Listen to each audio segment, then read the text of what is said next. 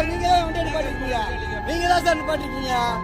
நீங்க தான் நிப்பாட்டிருக்கீங்க. எங்க பாருங்க சார், என்னுடைய சாபம் உங்களை சும்மா விடாது. என்னுடைய சாபம் மட்டும் உங்களை சும்மாவே விடாது சார். ஒரு டிரைவரோட சாபம் உங்களை சும்மா விடாது. ஒரு 2000 ரூபாய் கேஸ் போடுறீங்க ஒண்ணுக்கு இருந்ததுக்கு. நீங்க என்ன சார், நீங்க மக்களுக்கு விழுந்துருங்க. நடு ரோட்டில் போலீசாருக்கு சாபம் விட்ட லாரி ஓட்டுநர். நீங்க தான் நிப்பாட்டுறீங்க. எங்க பாருங்க சார், என்னுடைய சாபம் உங்களை சும்மா விடாது. என்னுடைய சாபம் மட்டும் உங்களை சும்மாவே விடாது சார்.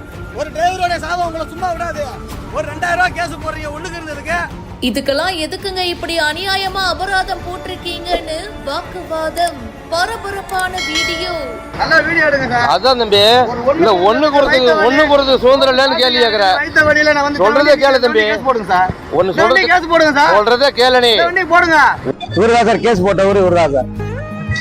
ஒரே வார்த்தைங்க சார், நீ என்னை கேட்டல சுதந்திரமா யூரின் போக கூட எங்களுக்கு சுதந்திரம் இல்லைங்களா சார், ஒரு சாலை ஓரமா கேட்டதுக்கு தான், அதுக்கு தான் உனக்கு நான் கேஸே போடுறேன்னு சொல்லி போட்டு, அதுக்கு தான் சார் இந்த 2000 ரூபாய் கேஸ்.